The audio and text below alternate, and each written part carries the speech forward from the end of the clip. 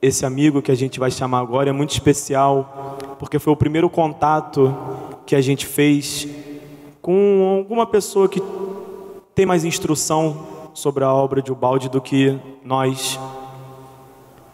E esse amigo, esse irmão, é o Gilson Freire. Não preciso chamar o palco, porque ele já está. Gratidão por tudo, Gilson. Obrigado.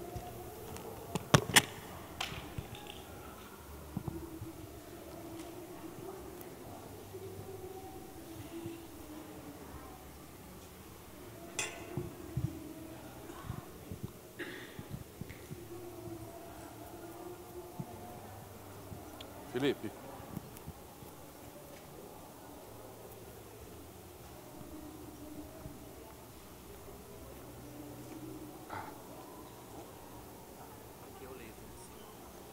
Avança e volta.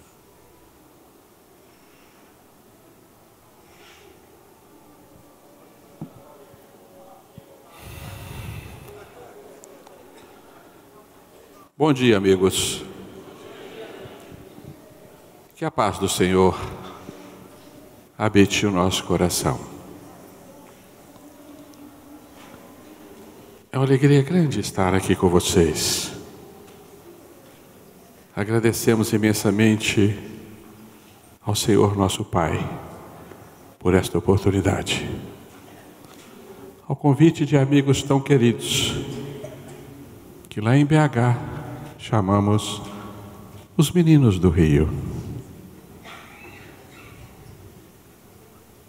E que guardamos num cantinho muito especial do nosso coração. Que o Senhor os abençoe.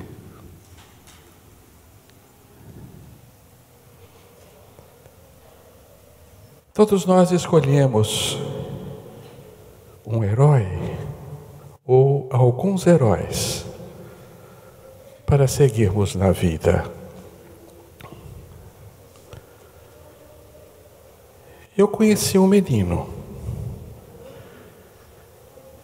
que em torno dos seus 12 anos, cursando o 3º ano ginasial, encantou-se com Einstein. Sim. Ele namorou-se de Einstein, embora não compreendesse, evidentemente, a extensão das ideias do grande pensador. Ele o seguia com afã, lendo tudo o que lhe era possível. Até que ele decidiu-se por ingressar na faculdade, tornar-se um físico e, quiçá, ser um cientista. Era um sonho distante, mas era o sonho daquele garoto. Ele queria ser físico, queria entender Einstein. Mas em 1974, ele estava terminando o 1º ano na Universidade Federal de Minas Gerais, no curso de Física, quando ele foi assistir um filme de Zé Firelli, Irmão Sol, Irmã Lua. Era um jovem cheio de ideais. E ele saiu em lágrimas depois daquela película. Ele se transformou. Ele já não queria mais ser um físico ou um cientista, quiçá. Ele acabara de escolher o novo herói, o maior de todos, Francisco de Assis. Este era o seu herói. Ele haveria de persegui-lo em sua insuficiência, em sua pequena vida. Ele largou o curso de física, porque achava que não, isso não combinava com Francisco de Assis. Havia que abrir o seu coração e aproximar-se dos outros corações que o rodeiam, embora ele se sentisse tão insuficiente. Ele foi ser um médico. Assim começa uma pequena história deste jovem. E hoje aqui estamos para falar um pouquinho de Francisco de Assis. Qual é o herói de vocês? Qual é o teu herói, eu te pergunto? Nos nossos dias, temos tantos heróis disponíveis. Usain Bolt? É este homem mais veloz do mundo. Mais de 10 medalhas, não sei, é verdade, né? Michael Phelps, é esse mesmo que fala? Mais de 20 medalhas. Este é meu herói. E nós aplaudimos, emocionados há poucos dias, até as lágrimas, diante desses heróis que vencem as mais árduas resistências humanas, os heróis da superação física. Há pouco o mundo condecorava os seus generais como seus grandes heróis, aqueles que mais dizimavam inimigos e exércitos e nações. Nós o condecorávamos e os aplaudíamos.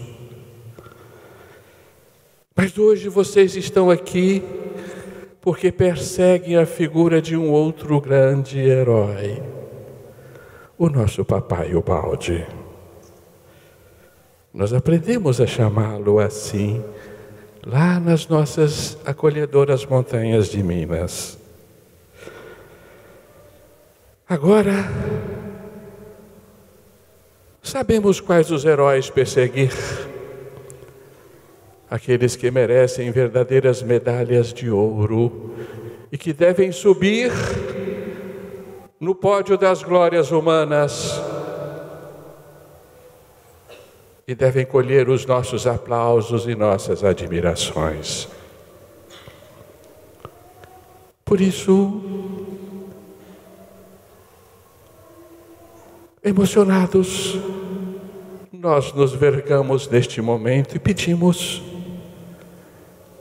permita-nos as forças da vida falar de Francisco de Assis. Não temos este direito. A nossa alma é insuficiente. O nosso coração não palpita nas grandes emoções da santidade. Mas permita-nos a vida falarmos um pouco do santo, porque Ubaldi nos falou do santo. Então este garoto que perseguia o herói, certa feita se encontrou com Ubaldi e deslumbrou-se ainda mais por ver que o herói de Ubaldi era também Francisco. Trouxemos para vocês algumas notícias iniciais para que vocês percebam o grande amor de Ubaldi por Francisco, para que vocês entendam por que ele reencarnou ali nas cercanias de Assis, Folinho, 18 quilômetros da cidade dos Santos, e pode ir até a pé, com um pouco de entusiasmo. E hoje nós sabemos, com toda certeza, Ubaldi foi o amigo íntimo de Assis, que acompanhou os passos daquele a quem chamava Pai Francisco, anotava cuidadosamente o que o Pai Francisco dizia, porque Francisco não escreveu nada. foi um dos seus biógrafos. Aqui nós temos uma das estampas de Frei Leão que se encontra nos afrescos de uma das igrejas de Assis, a igreja em que o santo fora batizado. Numa de suas representações, quiçá fiéis, não sabemos. Mas nesta obra, Fragmentos de Pensamento e Paixão, que recomendamos a vocês, um livro com uma poesia maravilhosa. Nesse livro vocês irão encontrar o capítulo As Ideias Franciscanas diante da Psicologia Moderna. Mas toda a obra de Ubaldi está farta de citações de Francisco de Assis. Francisco de Assis diante do Monte Alverne, na nova civilização do terceiro milênio. Novamente os votos franciscanos em princípios de uma nova ética. E assim vamos achar sempre as citações de Ubaldi.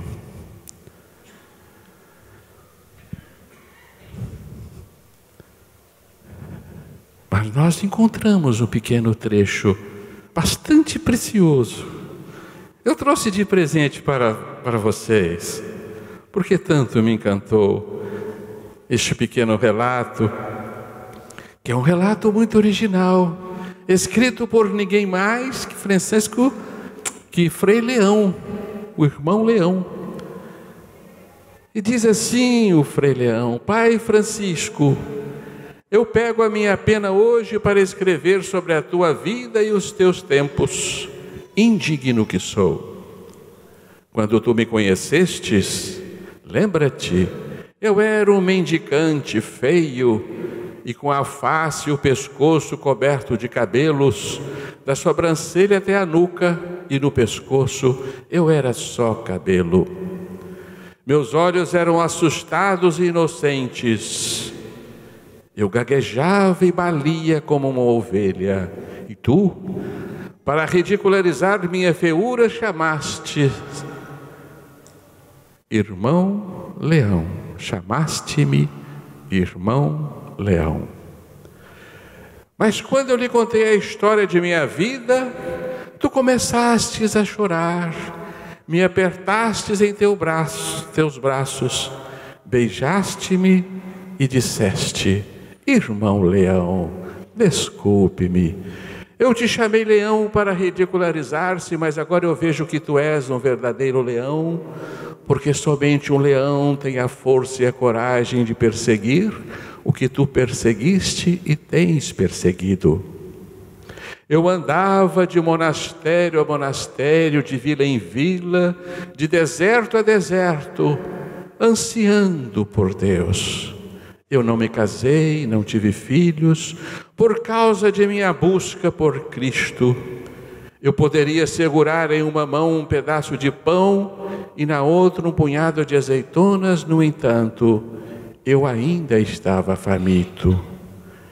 Eu sempre me esquecia de comer, fomeado em minha busca por Deus. Isso está no livro Francisco de Assis, o Alter Christus, de Elaine Sebadini, que conta com a colaboração do nosso Damas, não é isso? Editora La Chatre, né? Está feito aí o comercial, viu, meu caro? Né? Viu? 10% para mim, né? Tá bem? Desculpe assim, né? Falar em público isso, né? Ótimo, está bem caracterizado, né? E agora é Ubaldi, um pedacinho de Ubaldi para vocês, um aperitivozinho para estimular o apetite, né?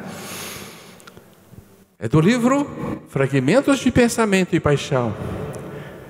Peregrinei por toda esta terra franciscana de Assis, a irmã Gúbio, do Subásio ao Alverne, da Porciúncula a Grétio.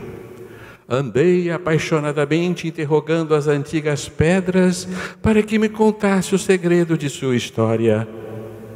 Estreitei-as ao coração, banhei-as de lágrimas e falei: dize-me, vós que ouvistes o São Francisco humilde e pobre, recordais? Não é possível que um hálito de seu imenso respiro não tenha ficado em vós também? Não é possível que o seu abrangente amor não vos tenha percorrido com uma vibração tão poderosa que até agora não permaneça e que deveis comunicar-me? Não ouvistes? E por que não falais? Falai, imensos horizontes, narrai-me os êxtases, os trabalhos, as penas daquele coração. De torrão em torrão andei, invocando a legítima lembrança. Pedi aos aclives inundados de sol, às selvojas montanhas, às veredas, às humildes casinholas, às capelinhas perdidas, aos doces recantos do campo, sempre à espera de uma arcana revolução interior que me dissesse: é aqui, foi aqui, não vês? Aqui está a pequena figura do santo consumida pela sua paixão. Não ouves a sua voz harmoniosa e persuasiva que fala da perfeita alegria? É uma expressão de uma alma que sente a saudade do seu amigo. Ah, mas nós temos que falar do santo. Quisera eu nesse instante passar a palavra para o nosso Damas, que com tanta propriedade e beleza fala sobre o santo. Por que, Damas, não me substituís aqui agora?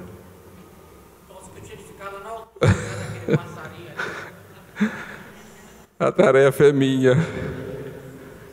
Quisera reunir em mim o entusiasmo, a sabedoria de um Crispim, a palavra escorreita de um Damas, a eloquência do Afonso, a intuição e a palavra sábia do Roner, que vocês vão conhecer agora mesmo, a alegria dos meninos do Rio. Precisava de todos eles para falarmos do santo. Mas avancemos um pouco no nosso pequeno estudo.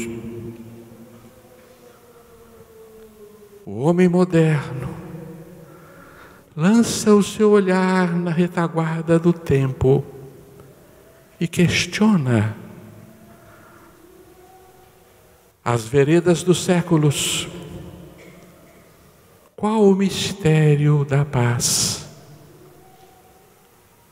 Da misteriosa alma do santo. Uma paz que todos nós ansiamos e não a encontramos. O homem moderno, pobre homem moderno, perdido num dédalo de análises, num cipual de dados e verdades parciais que não lhe levam a síntese alguma. Pobre alma humana, distraída entre uma quinquilharia de aparelhos e de tecnologias fantásticas, que tanto o distrai, o ajudam, é bem verdade, lhe dão conforto, tornam menos árdua a sua dura vida no planeta, mas que também o distanciam dos perfumes do céu. Sim, estamos cheios de conquistas materiais, já fordamos no pantanal do materialismo, intentamos acariciar a matéria e pedimos à matéria a paz que ela não pode nos dar, a segurança e a certeza em um futuro que ela não pode nos ofertar. Pobre alma que padece e chora seu vazio, suas noites sombrias, seu coração enrijecido, e vai ao psiquiatra tomar um monte de medicamentos antidepressivos, na esperança também de encontrar a misteriosa paz. E ela está ali, nas mãos do santo. Nós, nos nossos dias que chamamos gloriosos, porque dotado de tantas conquistas, lançamos os nossos olhares aos castelos, aos templos trecentistas, ou seja, os templos do século XIII, em plena noite medieval, quando as trevas perturbavam o entendimento humano, mas a fé era uma fé robusta, era sincera. Nós não temos esta fé, não confiamos na excelsitude da vida e na grandeza de Deus.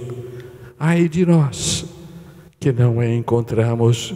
Talvez por isto, essas figuras,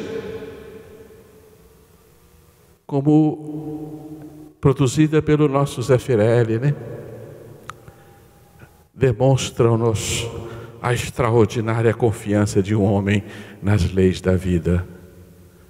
Meu Deus, o que será isso?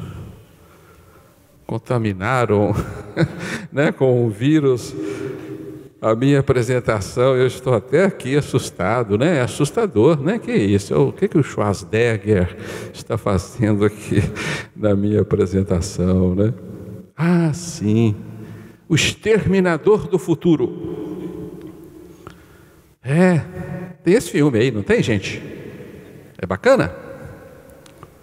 Alguns gostam, a maioria gosta. Tem muita violência, Isso é que a gente gosta, Pois é, nós trouxemos essa imagem justamente para chocar, para que vocês se sintam profundamente perturbados com o futuro preconizado pelos nossos cineastas, pelos nossos ficcionistas modernos, que projetam um homem guerreiro, um homem bruto, um homem selvagem, no futuro da humanidade. É lamentável, é triste. Este não é o futuro que nos aguarda. Que isso alegre-nos o coração. Não vamos viver um futuro altamente tecnológico. Não vamos ter às mãos naves interestelares dotadas de canhões fantásticos, capazes de destruir mundos. Não. O futuro já está preparado para nós. Sim, agora a nossa alma respira aliviada. Este é o nosso futuro. Todos estamos predestinados, por lei de Deus, a transformarmos-nos em Franciscos de Assis. Já viram este plural? É um plural singular, que maravilha! Quanta felicidade haveremos de nos embebedar! Quanto poder estará a nosso serviço! Quanta sabedoria à nossa disposição! Quanta grandeza de alma! E o universo se abrirá aos nossos pés e nós nos fundiremos a Ele. Que coisa maravilhosa! Isso é extraordinário, deveria nos deixar sobremodos aliviados, sobremodo felizes, porque temos um futuro realmente glorioso. A santidade nos aguarda. E este é precisamente o significado da encarnação de Francisco de Assis. Este é precisamente a razão de sua vida à terra. Esta é a razão de sua vinda à terra. Ele veio prenunciar-nos o nosso futuro, indicar-nos o rumo certo a seguir.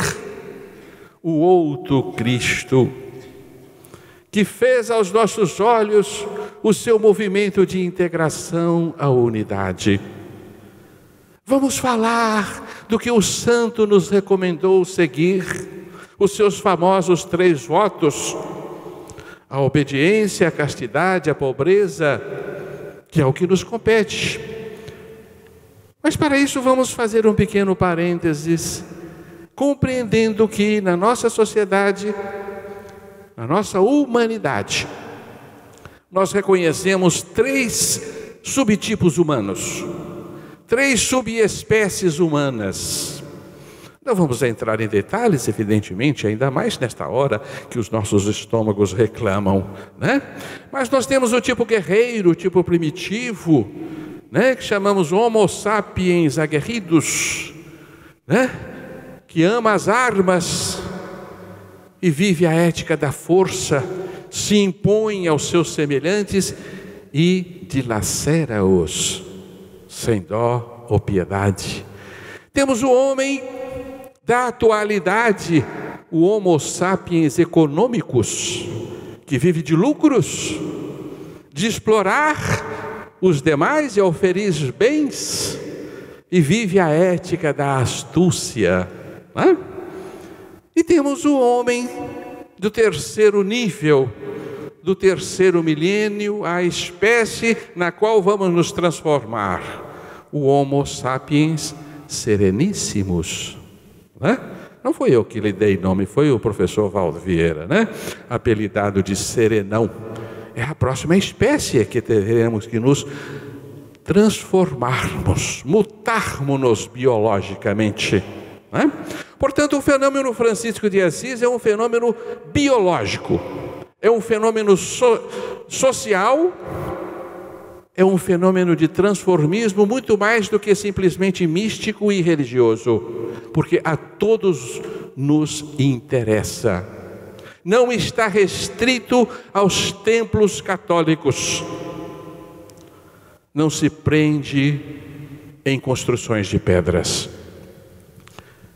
Aí nós compreendemos que o santo veio realizar aos nossos olhos esta transformação biológica evolutiva necessária do Homo sapiens econômicos que somos em Homo sapiens sereníssimos, que passaremos a viver não a ética da astúcia e do engano, mas a ética da honestidade e do amor. Este é o passo que deveremos dar. Portanto, Francisco de Assis representa para todos nós o supremo ideal, o pioneiro do futuro, uma antecipação no tempo, a perfeição ainda não alcançada, o ápice da escala evolutiva humana e a nossa porta de ingresso à angelitude. Eis a importância de termos Francisco de Assis como exemplo a ser seguido, embora tão distante de nós, mas nós podemos aproximarmos-nos, um pouco que seja, para em algumas encarnações, digo algumas, por favor, não milhares, né? Algumas, tá bem, damas, né? Que seja, né? Vamos pôr em mente, algumas encarnações, nós ingressarmos na santidade. Os votos franciscanos foram lançados como bandeiras que assinalam na evolução humana a nossa necessidade de reconstrução. Portanto, Francisco de Assis foi convocado não somente para erguer a igreja cristã, reconstituir a igreja cristã, mas reconstituir o homem, edificar em nós o que a evolução de nós espera. É um construtor de destinos. Não é verdade? Sim, esta é a importância. Portanto, a reconstrução que o santo nos recomenda pressupõe antes uma demolição. Sim, não é à toa que ele começa a reconstituir a igrejinha de São Damião. Ela é o símbolo da reconstrução da alma humana. Ela simboliza para todos nós o ciclo da redenção, que se compõe de desconstrução e reconstrução. Destruição de antigos valores, desfazimento de hábitos, costumes, vestes personalísticas a que nos habituamos há tantos séculos, para reconstruirmos uma nova veste personalística ao nosso espírito.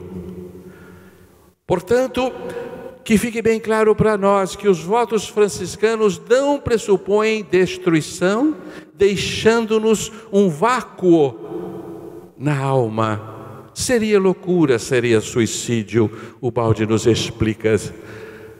A chave do enigma é a reconstrução. Sem ela, o ideal franciscano é uma loucura. O santo, então, com muita simplicidade, nos deixou passos que de tão simples nos parecem simplórios, que de tão simples nos parecem dispensáveis. Mas quanto precisamos da simplicidade? Como nós complicamos a nossa vida? Como geramos uma série de necessidades que tanto nos pesam e tanto nos custam? Não é verdade? Lá em casa eu costumo dizer que o local mais perigoso da casa é a caixa do correio. Né? E a minha vizinha falou assim: por que tem bicho aí dentro? Eu falei: tem bicho cabeludo, é só conta que chega. Né? E essas contas que a gente reclama são criações nossas, do nosso complexo regime de vida e de necessidades que podem ser dispensadas e criamos para nós mesmos. Não é à toa que a nossa alma aspira a vida na simplicidade. Não é à toa que a gente gosta de caminhar nas manhãs radiantes de sol, né? Por um caminho singelo. Não é à toa que queremos mirar paisagens bucólicas, ainda que na telinha de nossos celulares, né? Mas a medalha mais preciosa que o santo nos recomenda é o amor cristão. Não preciso lhes falar do amor cristão. Todos sabemos a regra máxima: amar ao próximo como a si mesmo. Foi o maior homem, depois de Jesus, a reencarnar-se na terra, com toda certeza. Mas o mais humilde deles, que soube vergar-se ante as autoridades provisórias da vida, soube ser grande na sua humildade e nos deixou este exemplo. Mas foi aquele também que viu a unidade em tudo, abraçou-se a todos os seres do universo, antecipando o passo certeiro que haveremos de dar da unificação com o Pai. Porque Jesus veio para que todos sejamos um com o Pai, como Ele é um com o Pai. Portanto, a visão da unidade é indispensável. É indispensável buscarmos unificações em todos os sentidos.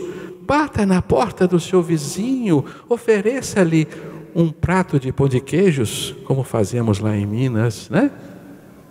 Sim, entre em contato, né?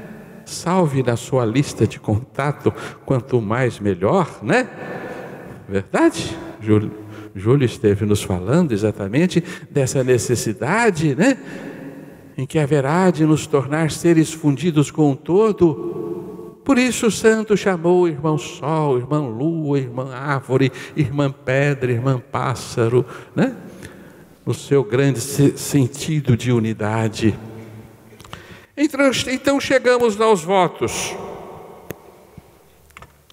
Seria bom se evitássemos isso. Talvez ficássemos mais felizes momentaneamente, né? Santo, não me fala dos votos. Estes votos não.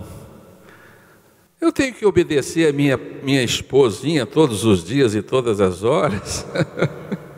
Não dá, né, bem? Né? Oh, meu Deus do céu, quem que eu vou obedecer, hein?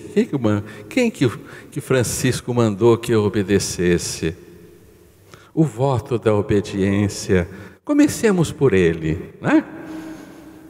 Quem que vocês acham que devemos obediência cega? Quem é o primeiro que devemos obedecer? Aprender a lei de Deus.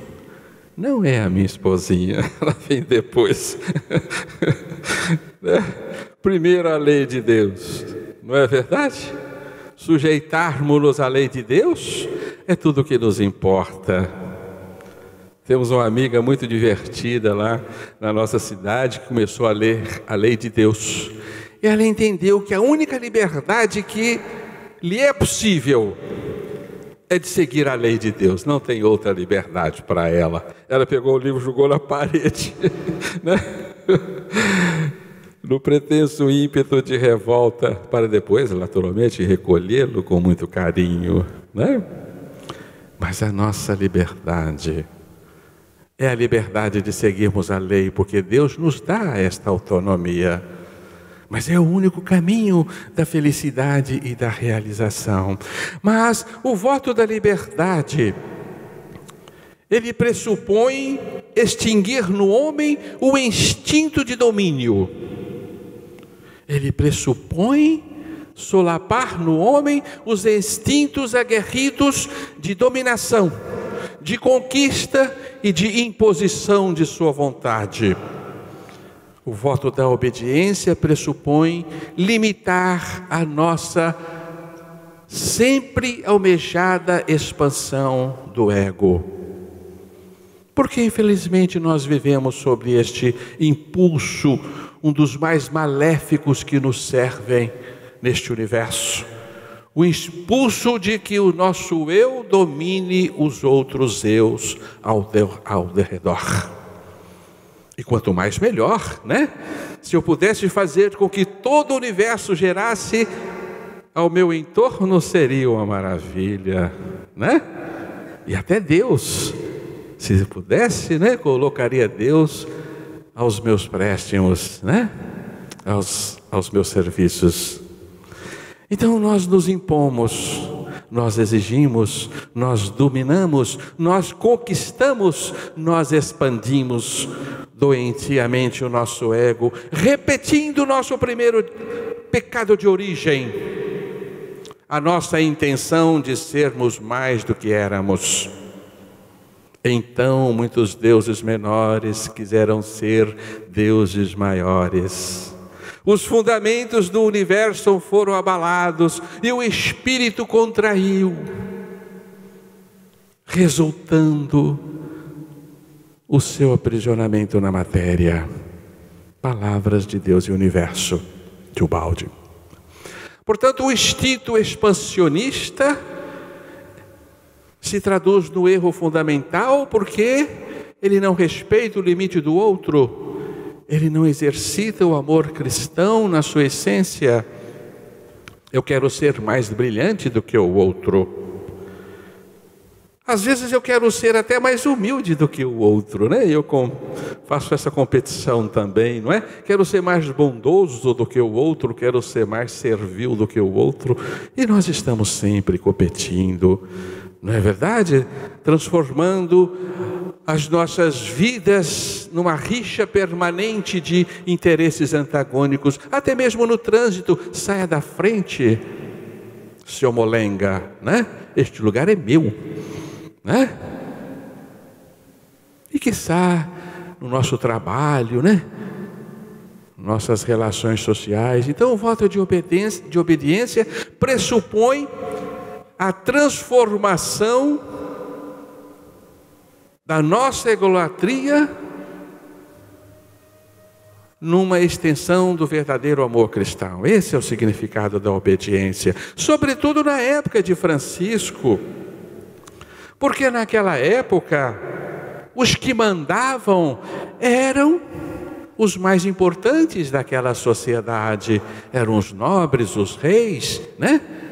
Eram aqueles que sobressaíam na sociedade, eram pessoas de comando, de mando, de imposição, né?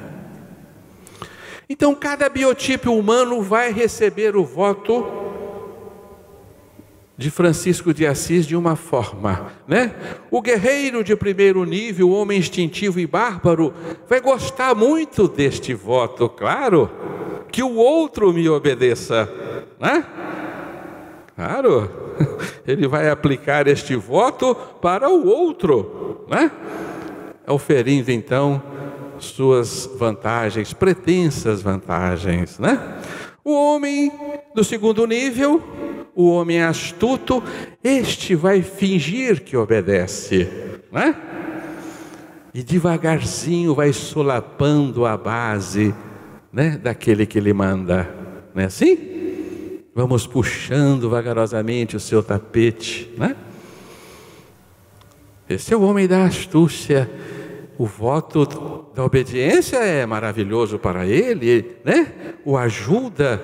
Ele é um lobo vestido de ovelhas, né? Que se faz bonzinho e servil para oferir sempre vantagens, para explorar a boa vontade alheia, né?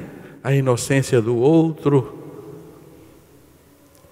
E aquele que verdadeiramente aprendeu que há necessidade de transformar-se, há necessidade de acomodar o seu espírito nos limites da lei, haverá de exercer este voto com grande proveito para o seu espírito, porque o seu espírito irá expandir-se no rumo que convém. O seu espírito irá crescer no divino, fundindo-se com a essência de Deus. Este é o crescimento que nos compete e que só o amor verdadeiro favorece.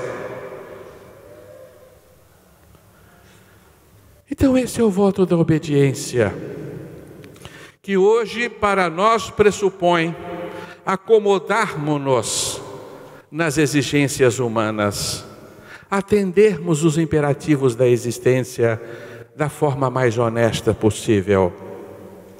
Tenho que pagar imposto de renda, que eu cuide de zelar com muita atenção pelo que me convém pagar, que eu pague com boa vontade, sem ficar julgando o que vão fazer com o meu dinheiro. Eu vou dar um jeito de ludibriar esta lei e pagar menos, quiçá comprar recibos ou sonegar um pouquinho, né? E assim fazemos. Estamos desobedecendo ao imperativo da lei. Agora compete-nos atuar com a máxima honestidade que nos é possível, para então galgarmos a ética do amor verdadeiro. Vamos ao seguinte, o voto da pobreza. Ah, santo, esse também nos aborrece. Esse negócio de ser pobre não dá. Não é verdade? Olhamos as pessoas maltrapilhas que cruzam os nossos caminhos e nos apiedamos. Não queremos ser um deles. E é claro, o santo não nos pede abdicarmos de todos os nossos recursos financeiros necessários ao sustento de nossas vidas e de nossas famílias e mendicarmos cuidados e sustentos alheios. Não, não é isto. Não vamos cair nesses extremos. Naquela época,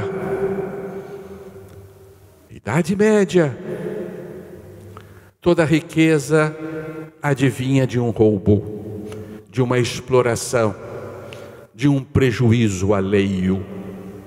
Toda riqueza era ilícita e indevida.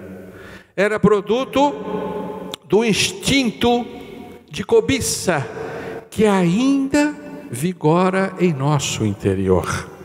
É contra o instinto de cobiça que este voto deve ser praticado. Portanto, façamos um esforço muito grande para medirmos onde é a nossa necessidade e onde estamos apenas atendendo aos nossos caprichos. Ah, saiu um celular novo que é um espetáculo, o meu é bonitão, mas eu quero esse outro, né? E lá vamos nós, ajuntando quinquilharias pela vida fora. Ah, esse carrão, né? O meu tá bacana, mas não, eu quero outro, quero outro, quero outro, né? E caímos num consumismo fanatizante, que solapa as nossas forças espirituais, desvia os nossos objetivos na vida e nos faz pobres. Não é verdade? Porque a sua alma nada possui. Nós só possuímos aquilo que podemos levar conosco para onde formos. Os nossos bens não passam para o outro lado da vida, não. Não acessaremos mais a nossa conta bancária, infelizmente. Meu carro vai ficar, tudo ficará, tudo é um empréstimo, eu nada possuo. Portanto, o voto de obediência diz respeito ao guerreiro para que não viva em função de conquistas materiais, que é o que ele almeja. Ele mata em benefício dessas conquistas. Ele quer o que o outro tem, mas a sua alma jamais será saciada. Mas esse voto diz puramente respeito ao segundo tipo humano que somos nós, os homos econômicos, não é verdade? Que não quer perder nunca. O que ele mais detesta e mais sofre na vida é ter prejuízos financeiros, não é? Não é à toa que a gente fala do eu no bolso, o cara chia, né? Porque a parte mais dolorosa da sua alma é o seu bolso, não é verdade? É um absurdo, mas somos nós, não é? Então vamos aprender a viver no limite das nossas necessidades. Vamos dispensar aquilo que não precisamos mais e é útil ao nosso semelhante. Vamos abdicar-nos dos nossos excessos.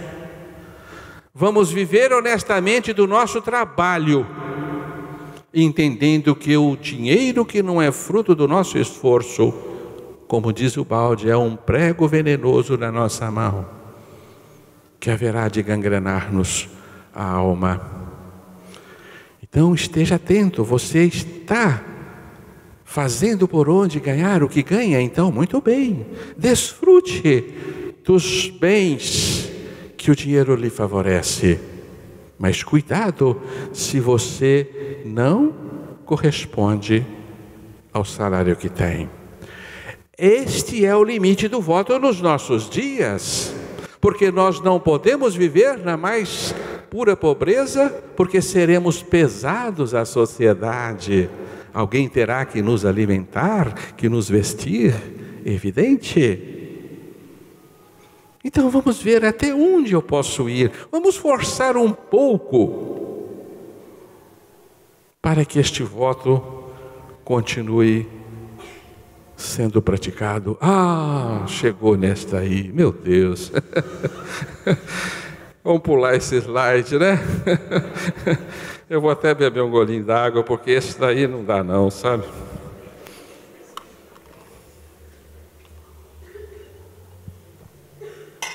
Santo, tu me pedes abdicar-me dos prazeres da sexualidade? É isto mesmo, Santo?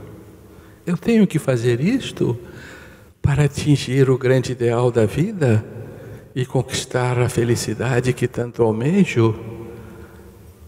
Claro que não, meus amigos. Claro que não. O voto da castidade pressupõe a castidade moral, porque o sexo é necessário à sobrevivência da espécie humana, é evidente que sim.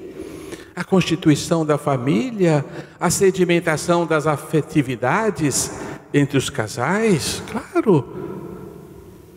O santo não nos pediria isso, nós não somos capazes e nem podemos nos abdicar da necessária sexualidade que sustenta lares, que é motivo de alegria, as trocas afetivas tão salutares entre as almas, pelo contato sexual, claro. Não. O voto da castidade visa inibir em nós o instinto selvagem da sexualidade, a sexualidade animal, que ainda impera em nosso íntimo, trazendo-nos gravíssimos prejuízos ao equilíbrio íntimo, e vocês sabem disto, nem precisaria continuar a falar da necessidade deste voto. Praticarmos a sexualidade dentro dos limites da honestidade do amor cristão, ou seja, empregarmos a lei mor, não fazer ao outro o que não quer que faça a si mesmo. Por quê? O homem de primeiro nível é um animal sexual. Ele trata de satisfazer os seus instintos e passar adiante. Ele não tem compromisso com ninguém. Com a sua companheira, que não é companheira, ou com os produtos deste conúbio, não lhes dizem respeito. Ele é um animal a distribuir seus traços genéticos, nada mais do que isso, como fazem os animais, né? Evidente que este é um instinto impróprio para vivermos em sociedade, para galgarmos os passos da evolução e chegarmos à angelitude. É evidente que sim. Mas o homem do segundo nível, que somos nós, pratica uma sexualidade desvirtuada, porém debaixo dos panos, oculta aos olhos dos outros. E ele se satisfaz e se vangloria, né? Ah, meu filho, quantas amantes você tem, né?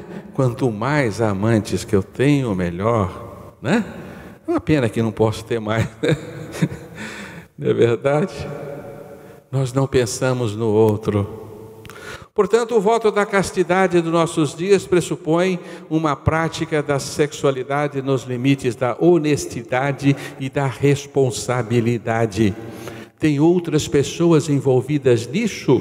Cuidado, meu filho, você está retrocedendo na evolução, se comprometendo com a lei, cavando um poço de sofrimentos para si mesmo. Não vale partir para aventuras impróprias, porque ninguém o vê, ninguém lhe conhece, porque ninguém haverá de saber. A lei sabe, a tua consciência registra. Cuida de zelar pelas forças sexuais de tua alma, porque elas são sagradas. Faze de tua alma, faze da sexualidade de tua alma um trampolim para o exercício do amor verdadeiro. Aí você está obedecendo o voto. Aí você está construindo a santidade em teu íntimo. Esta é a importância do voto da castidade aplicada aos nossos dias. Está difícil? Tá? Acredito que para a maioria de todos que estão aqui, não. Porque certa feita nós falávamos isso e o sujeito foi cochichar no meu ouvido depois. Por que você foi me falar isso? Eu não queria ter vindo aqui hoje para ficar ouvindo isto, né? E o outro veio reclamar, mas eu não posso nem olhar para uma mulher bonita que passa, porque eu sou um homem compromissado.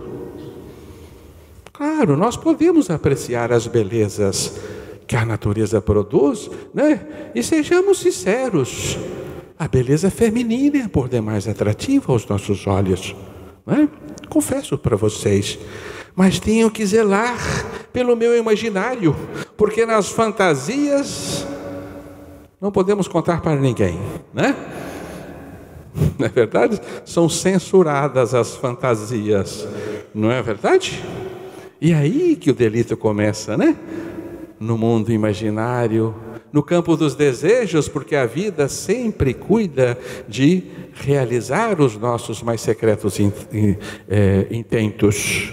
Então, zela pela moralidade de tuas fantasias. Vigia com cuidado tuas incursões no profícuo mundo da sexualidade, sobretudo na internet, né? Na calada da noite, não tem ninguém me vendo. Eu vou visitar sites fantásticos, né? Delirar-me é tão fácil, né?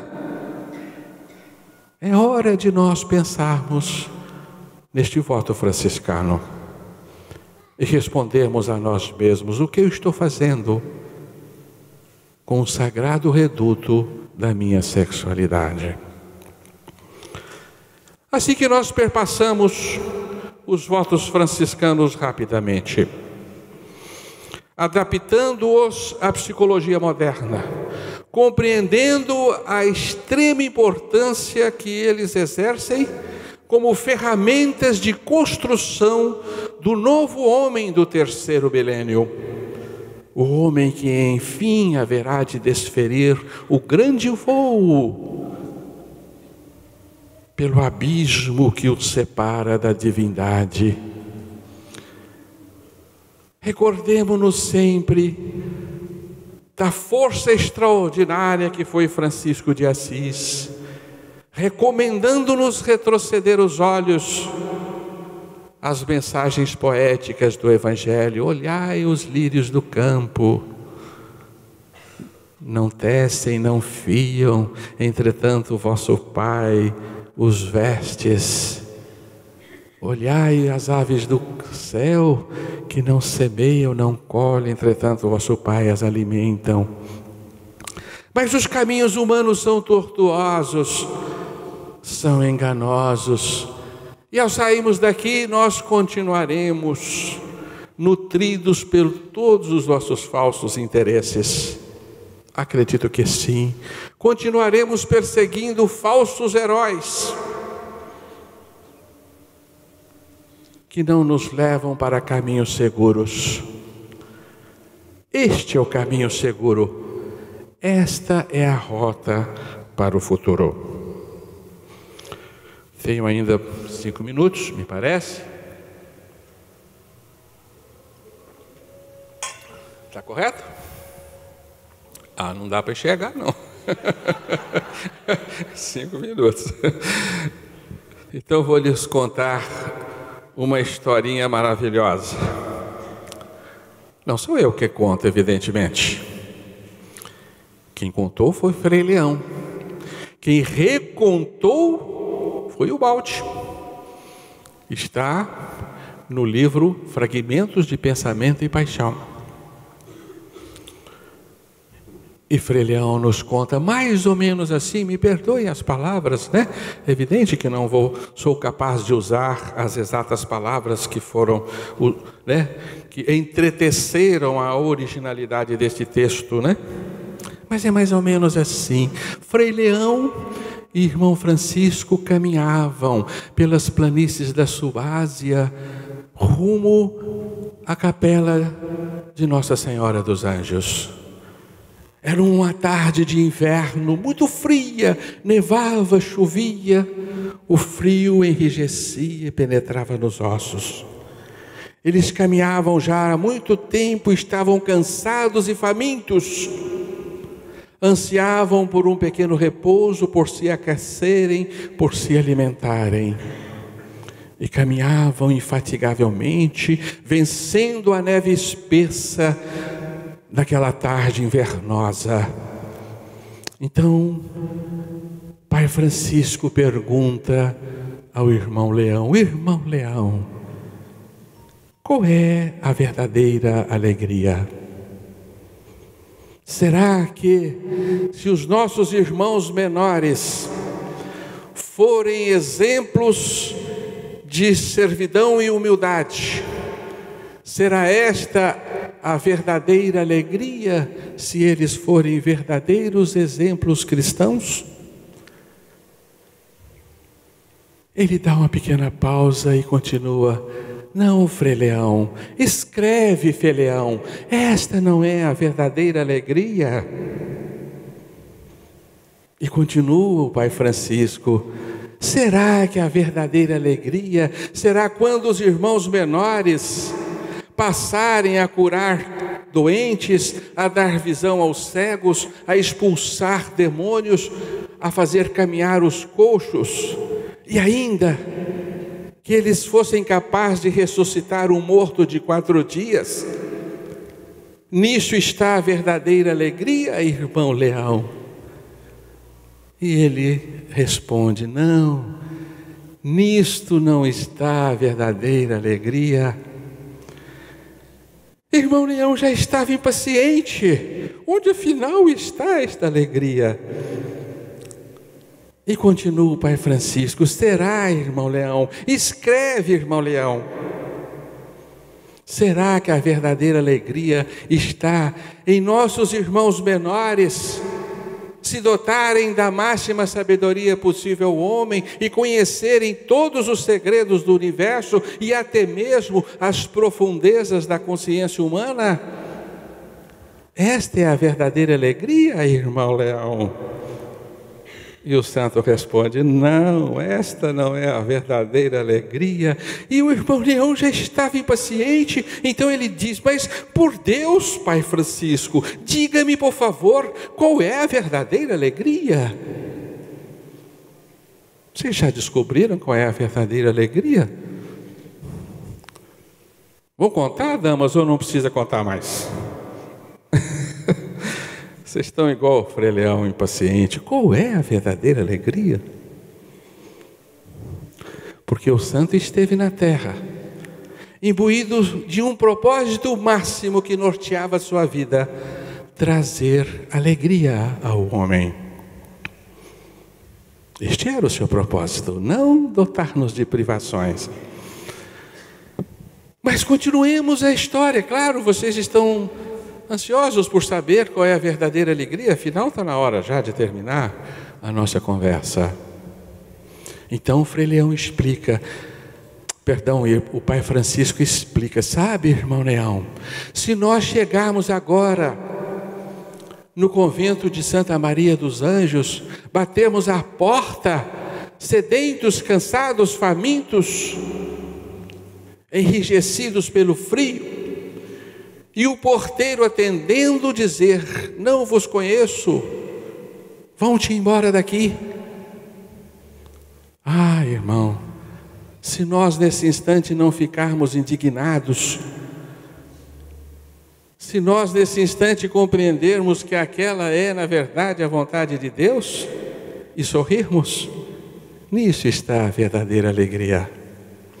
Mas ainda assim, irmão Leão, se nós insistirmos e batermos de novo, suplicando por abrigo e por alimento, e o porteiro novamente abrindo uma fresta da porta, olhar-nos e dizer assim: vocês são ladrõezinhos, corram daqui, vocês nada merecem, são má gente, aqui não encontrarão nada, e novamente bater a porta em nossa cara, e ainda assim nós continuarmos sem ter raiva, sem sentirmos indignados, e ainda assim continuarmos tranquilos conosco. Mas ainda assim, irmão, se batermos uma terceira vez, e aquele irmão então, dotado de grande ira e impaciência, sair com uma corda nodosa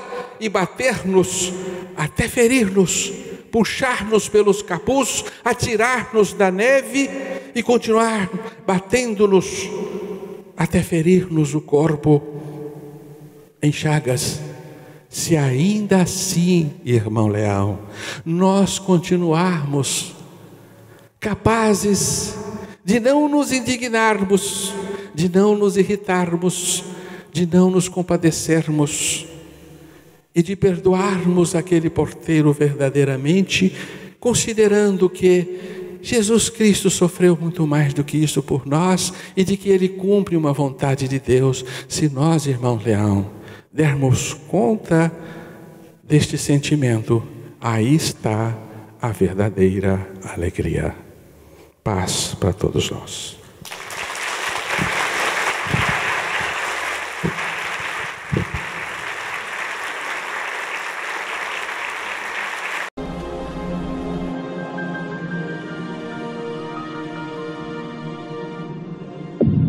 IBS, Instituto Brasileiro de Benemerência e Integração do Ser. www.ibis.org